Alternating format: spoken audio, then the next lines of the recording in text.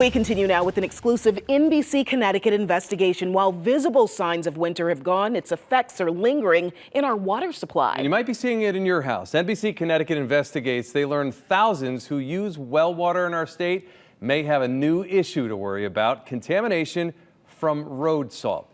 Here's Chief Investigative Reporter Len Bestoff. Approximately 130 wells across the state have been contaminated by road salt, according to the Department of Energy and Environmental Protection. Over in Tolland, at least 3 homeowners are spending thousands of dollars to keep their water clean. Bob DeRoy no longer uses water straight from the tap to make his morning coffee. It's weird because I think as you live in the house and you drink the water, you kind of get accustomed to it.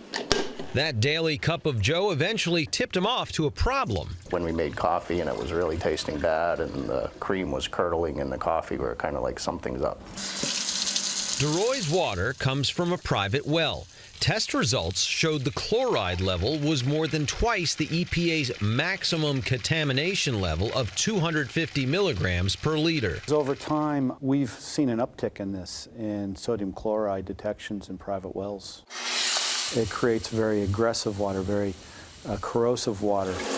At that level, the water not only develops a salty taste, but can corrode pipes and release other potentially harmful metals, such as lead and copper, into the water. For the vast majority of cases where you're going to find chloride in someone's well, it has to do with road salt. Michael Dietz runs the Institute of Water Resources at UConn. He says this issue goes well beyond Connecticut. This is a worldwide problem. It's a really big problem in the United States because the amount of salt that we've been applying has been increasing dramatically over the past few decades. Dietz says the only solution is to apply less salt.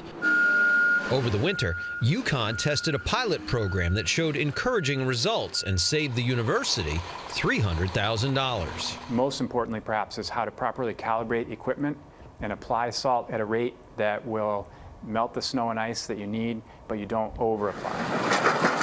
UConn is working with the Connecticut Departments of Transportation and Public Health to get municipalities on board. Dietz says the real challenge will be reaching private contractors who account for about half of the road salt applied to our roads. The Eastern Highlands Health District recently took water samples from Bob DeRoy and 2 of his neighbors. Once the test results are in, the district will work with DEP to determine the next step. I'm not mad. I am a little bit upset that it's gotten to this point. DeRoy has been dealing with this issue for more than a year. He now uses a mini reverse osmosis system to purify water from the kitchen faucet and the fridge. He says getting a system for the whole house is just too expensive. We get the white, chalky stains like in the shower upstairs. He knows the chloride could corrode his pipes and appliances, but he says he doesn't really have a choice. To have people actually react to it and take it seriously, I think, will make me feel a lot better. Shallow wells and those that are downhill or near the road are the most susceptible to contamination. Michael Dietz at UConn says well owners who haven't had their water tested in a while should not wait any longer. For NBC Connecticut Investigates, I'm Len Bestoff.